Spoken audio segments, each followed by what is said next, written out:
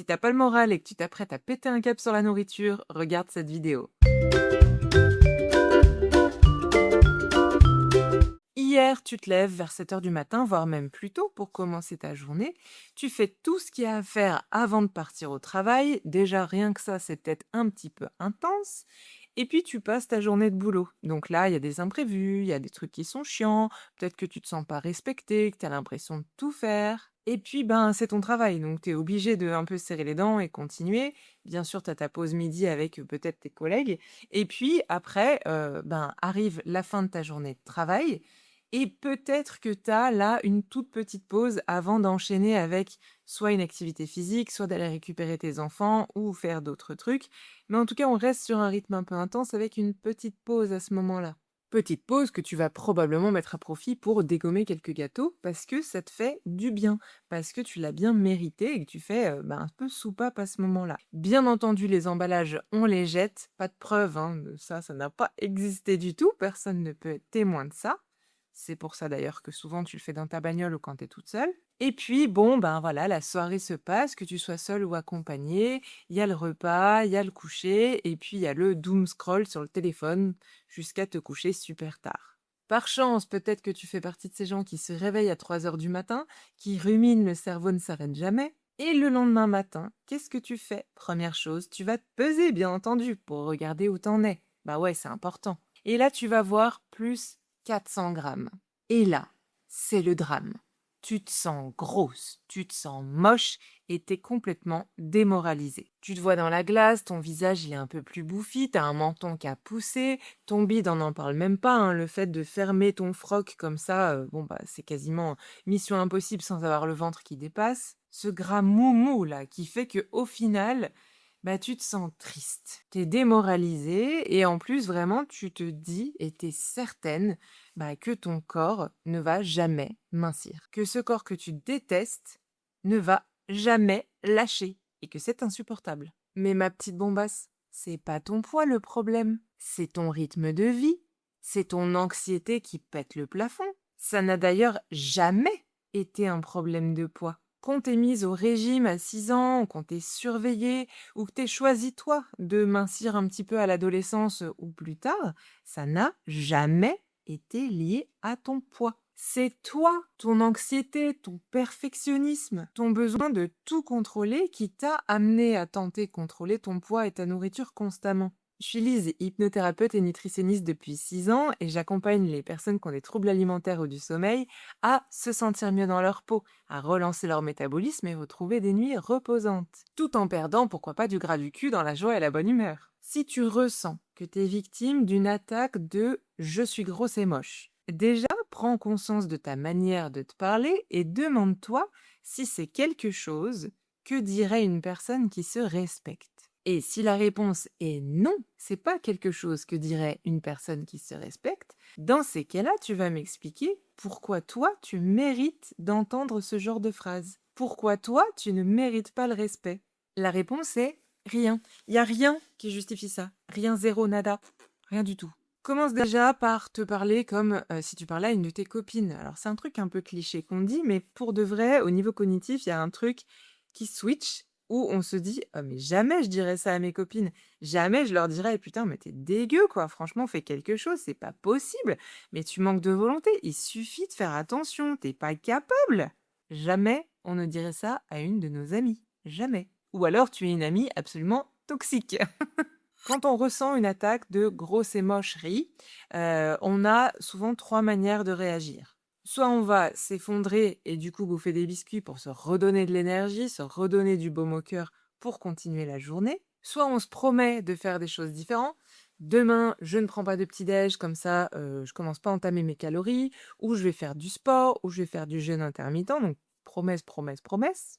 Ou on se met en colère, on se met à s'insulter, à se critiquer pour se motiver, hein, bien sûr. Le but, c'est de se motiver comme le ferait un coach sportif ultra toxique, par exemple. Cette partie de toi qui commande les attaques, cette partie de toi qui se comporte comme un parent toxique, qui te dit que la seule manière d'être validée, c'est d'être jolie, de s'habiller d'une telle manière, de peser tant, là ça c'est acceptable, et que toi, tu ne réponds pas du tout à ça, tu n'es pas du tout à la hauteur de ces attentes-là.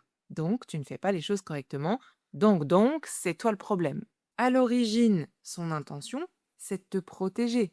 Tu sais, moi je le dis quasiment à chaque vidéo, mais j'ai un côté bisounours. Il est ultra important pour ta santé mentale que tu arrives à voir les choses positives dans ta manière de fonctionner, même si tu n'es pas heureuse de ta manière de fonctionner actuellement. Il y a toujours une intention positive derrière les comportements toxiques. Donc son intention positive, ça peut être quoi? Par exemple ici, bah, ça va être que tu sois pas exclu. Parce que, tu sais, les gens gros, on se moque d'eux et donc du coup, on les exclut. Moi, je veux pas que tu sois grosse, donc je veux pas que tu sois exclue. Ou comme peut-être tu considères inconsciemment que les personnes qui sont en surpoids sont des personnes qui se négligent ou qui font pas attention à elles, etc. Donc, ont moins de valeur à tes yeux, bah, tu penses que tout le monde pense comme toi et donc, ben, tu vas perdre la valeur que les gens ou l'estime que les gens peuvent avoir de toi. Ou peut-être que l'intention positive, c'est juste que tu sois aimé. Et pour toi, encore une fois, parce que tout ça, c'est une perception de ton esprit, pour toi, être aimé, c'est en fonction du physique. Parce que bah, tu penses peut-être qu'on t'aime parce que t'es jolie ou que t'es mince, si tu te trouves pas jolie. Sauf que cette intention positive, elle est tellement extrême maintenant qu'elle t'enferme, qu'elle te fout la honte et qu'elle te rabaisse à la moindre occasion. C'est vraiment plus possible aujourd'hui. Moi, je connais personne qui a pu s'épanouir quand on lui dit constamment que c'est une vieille bouse, que cette personne n'est pas à la hauteur, qu'elle devrait toujours faire plus et que c'est une incapable. Enfin, je sais pas, peut-être qu'il y a que moi qui pense comme ça. Savoir reconnaître les signaux d'une attaque grosse et moche-isme, c'est reprendre le contrôle. C'est être en capacité de se dire ah, mais je me sens moche, je me sens grosse, comme une vieille bouse, là, mon ventre est énorme. Et se dire ah, une attaque est en train d'arriver. Donc la remettre en question, plutôt que un peu bêtement être d'accord avec ce qu'elle dit. Parce que c'est des horreurs qu'elle te dit. Et moi, souvent en séance, c'est quelque chose que je questionne. Quand la personne a des compulsions, par exemple. Allez, va manger, il faut. Mais pourquoi il faut? Et à quel moment tu lui dis pardon, t'es qui en fait? Pourquoi tu dis ça? Pourquoi je devrais te croire? Qu'est-ce qui fait qu'au fond de toi, tu crois cette partie de toi? Qu'est-ce qui fait qu'elle a raison? Plus que toi qui a pas envie de bouffer à ce moment-là, parce que tu sais très bien que ça va te faire grossir, que tu vas te sentir mal et que c'est pas du tout là où tu veux aller. Même si je rappelle que grossir n'est pas un problème et c'est pas ça qui va te mettre en mauvaise santé. Mais il est inutile de manger encore et encore en pensant que ça va régler tes soucis de rythme de vie, de perfectionnisme, d'anxiété ou de sommeil. C'est complètement illusoire, c'est un peu naïf cette manière de penser. C'est un peu enfantin. Il est temps de te rebeller, de t'affirmer face à cette voix. Parce qu'il y en a marre de ces promesses, de ces justifications. À quelle heure t'as le droit de mériter un biscuit parce que t'as passé une journée fatigante? Le mérite n'a rien à voir avec ça, mais rien du tout. T'es en train de te justifier auprès de qui là? J'ai bien mérité un petit gâteau. Mais tout le monde s'en balance que tu manges des gâteaux. Mais tout le monde s'en tape. Je sais pas si t'as conscience de ça. Mange ton foutu gâteau, on s'en fout, tout le monde s'en fout. Donc, auprès de qui t'es en train de te justifier? Auprès de qui t'es en train d'expliquer pourquoi t'as choisi de manger un gâteau alors que tout le monde s'en fout? Moi, je sais pourquoi tu fais ça. Je sais auprès de qui t'es en train de te justifier, mais je te l'annonce, ça ne tient pas. Ce sont des schémas que t'as mis en place qui ne tiennent pas la route aujourd'hui. Et si t'as besoin qu'on en parle, bah, tu me contactes et on fait un suivi ensemble. Mais vraiment, il est temps que ça s'arrête. Alors je me calme et on continue. Le fait de reconnaître, de nommer une attaque comme celle-ci, de la nommer précisément, ça te permet de conscientiser, ça te permet de récupérer les commandes. Ce sentiment de nullité absolue, de mochitude que je ressens là maintenant, ah oui, c'est une attaque. Ça n'est pas la vérité en fait, c'est juste que je suis épuisée, ou je suis fatiguée, ou j'ai pas le moral, et je vais donc faire attention à moi et continuer ma journée. Mais ce qui est en train d'être dit, mon Dieu, j'arrive plus à faire de phrases, mais ce qui est en train d'être dit n'est pas la réalité, ce n'est pas la vérité. C'est une attaque à ton encontre. Quand tu reconnais une attaque, que tu nommes le fait dans ta tête que ah oui, c'est une attaque qui est en train d'arriver, ça te fait aussi avoir conscience que ce n'est pas toi. Ce n'est pas toi, ni le problème, ni la nullité que tu décris dans ta tête. Ce n'est pas toi. Et le conscientiser, le nommer, c'est un petit peu comme, je sais pas si tu connais ce conte, attention, je vais pas savoir le prononcer comme il faut du premier coup, Rumpelstiltskin, Rumpelstiltskin? Rumpelstiltskin? c'est ce gnome, ce farfadet qui a des pouvoirs où, en fait, du moment où on dit son nom, les pouvoirs disparaissent et lui-même disparaît. Il n'a plus du tout d'emprise dessus. Bah là, c'est exactement pareil. Le fait de nommer, ça va te permettre de justement faire baisser l'intensité de cette attaque et ce sera juste une information un peu qui... T'es moche, t'es grosse.